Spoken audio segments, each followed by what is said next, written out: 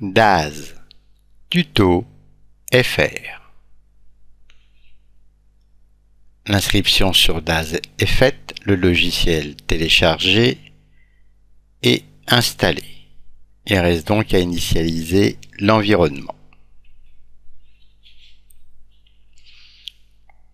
Pour ça, on aura besoin de rentrer le numéro de série que l'on obtient en faisant My Account et My Serial Numbers.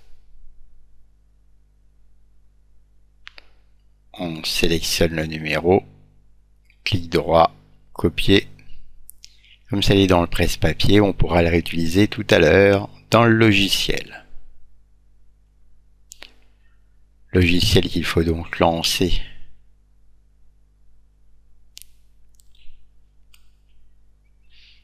Ici la version 4.6 en août 2013.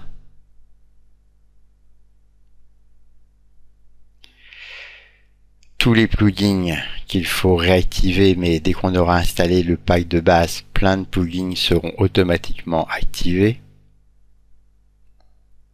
Donc on fait OK ou cancel, peu importe.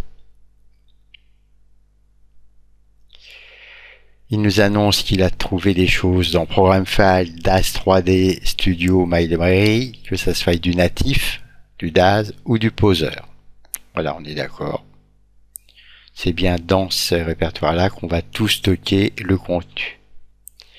Ici, un petit message d'erreur. Effectivement, il cherche Genesis dans E, Program File. Alors moi, j'ai installé dans C. Donc, erreur qu'il faudra corriger. Ici, on laisse tomber cette petite page pour l'instant. Donc, l'erreur vient du fait qu'une installation précédente était faite sur un disque externe qui s'appelait E. Donc, je viens ici donner d'abord le numéro de série. Voilà, copier et on valide. Donc ça c'était dans l'aide. Et c'est fini pour le numéro de série. Donc maintenant, il faut charger tout le système minimal. Et pour ça, on va utiliser Install Manager. Et pour charger ensuite Genesis Starter Essential, qui est le kit de base dans cette version-là de DAZ. Donc, Install Manager. En bas de chaque page ou dans Install Manager, vous avez Get Install Manager. Il suffit de cliquer dessus et ça vous met en téléchargement. Sinon, vous avez aussi Install Manager Windows ou Install Manager Mac.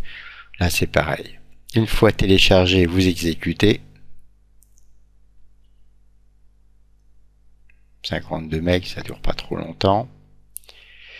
L'install manager se lance.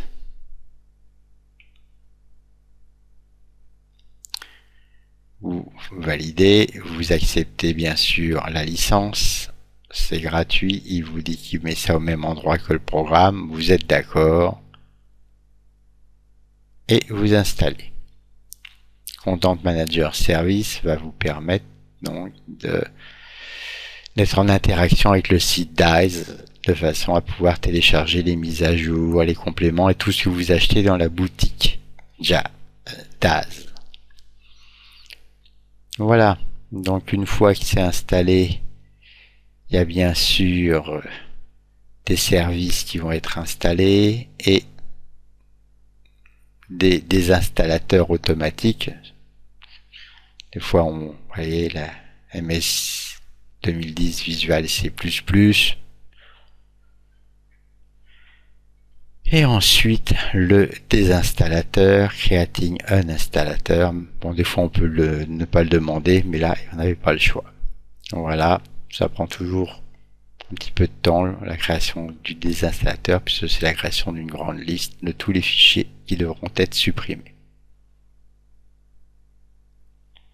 Voilà, et quand le désinstallateur a fini d'être créé, vous êtes OK.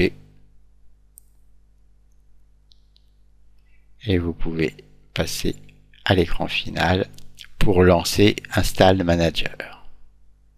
Ici, c'était la version 1.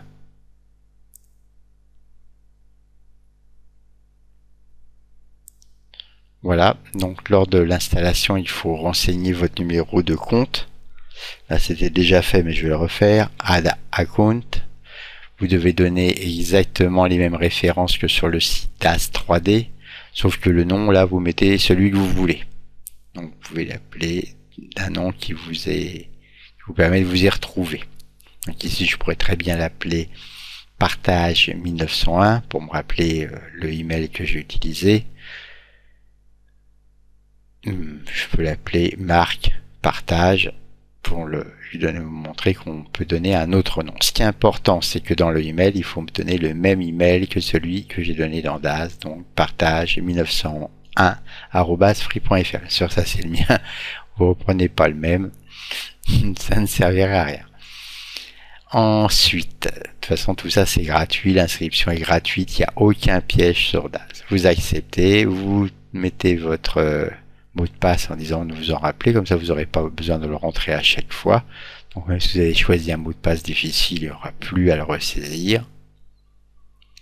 Et bien sûr, vous validez pour rentrer dans le Install Manager, qui va vous permettre de télécharger des tas de choses à partir du site. Et déjà là, il y a 12 fichiers qui sont prêts à installer, 0 installé par l'installeur manager. Et si vous, en haut à droite, vous pouvez venir dans tout ce qui est réglage. Donc, notamment, où est-ce qu'il va mettre le download, le téléchargement. A priori, il met dans All User, mais si vous voulez le mettre ailleurs, ben, vous allez lui indiquer l'endroit où vous voulez, le Download To. Donc moi, personnellement, je préfère toujours qu'il le mette au même endroit où est mon logiciel DAS, c'est-à-dire dans C, Programme File, DAS 3D.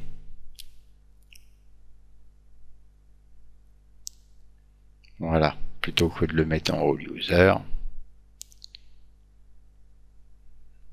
Voilà, on trouve le fameux DAS 3D et là, c'est OK. Donc, un nouveau répertoire, moi je l'appelle tout simplement Download To, puisque c'est comme ça que ça s'appelle. Ça, je sais où retrouver les fichiers téléchargés. Là, tous les fichiers que vous voyez, c'est parce que j'ai fait plein d'essais avant. Installation, là aussi, je dis où sont installés les logiciels, s'il y en a. Évidemment, je les installe au même endroit que DAS Studio. Voilà, vous mettez ou non des raccourcis sur le bureau et vous installez tout le matériel, donc les nouveaux habits et tout, dans un répertoire que vous allez citer et pas celui qui est marqué recommandé par DAS, qui est complètement bidon et qui est encore dans All User. Donc pour ça, vous faites un petit plus et vous allez montrer le répertoire. Ce répertoire qui va être bien sûr pour moi dans Programme File DAS. Et je l'appelle par exemple DAS ou DAS4 ou DAS4 Lib. Vous le donnez où vous voulez, ça c'est un nom qui vous permet de vous y retrouver. Le principal c'est de montrer le bon répertoire. Donc Programme File, DAS 3D. Et dans DAS 3D, on va trouver le fameux répertoire qui s'appelle Studio. Et dans Studio, My Library. Voilà, ça c'est vraiment le répertoire de travail. Studio My Library. Pour DAS 4. En DAS 3, c'était un autre chemin. Lib, par exemple, ou librairie, voilà. Le label n'a pas d'importance. Ce qui compte, c'est le répertoire. Studio My Library, c'est l'endroit où tout sera stocké, tout le matériel. Pas le logiciel, hein, le matériel, les personnages, les habits, les décors.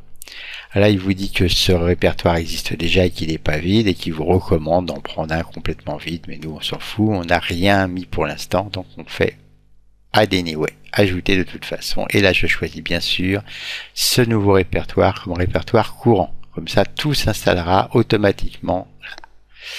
Voilà, ça c'était les anciennes applications installées. On voit qu'il y avait installé un DAS 3 et un DAS 4.5 avant de faire ce tuto. Voilà, donc on peut les supprimer ou non, peu importe. Voilà, donc on a maintenant tous nos paramètres d'installation, de download et nos comptes. Hein. Bon là, il y en a un ou deux qui sont OK. Donc je vais dans Ready to Download et là je choisis le kit de base qui s'appelle Genesis Starter Essential dans cette version-là. Je clique et voilà. Et comme il va faire 432 MB, il y a du temps à attendre. Voilà, ici, hein, si vous faites chaud au détail, vous revoyez qu'il ça ira bien dans DAS 4 librairie, très important, hein, 400 MB téléchargés au mauvais endroit. Voilà. Start queue. Et c'est parti pour 400 MB d'attente. Il y a de l'attente. Même avec un bon débit, c'est pas évident. Ça va vous prendre une bonne dizaine de minutes. Bon, là, on va pas attendre 10 minutes. Voilà, donc rappel, ça va dans Programme File, DAS 3D, Studio, My Library. C'est là que tout va être stocké, les 400 MB de données avec des personnages, des habits, des accessoires. Vous voyez là, on n'est qu'à 5%. Et j'ai déjà coupé un petit peu et on va continuer bien sûr à couper. 100 MO plus tard, 200, 300, 400 MO. Bref, à un moment c'est fini, Ready to Install est fait et uninstalled. Voilà. Genesis Starter Essential, c'est fait. 480 MB d'installer. Le kit est installé. Il est maintenant possible de lancer DAS pour la config.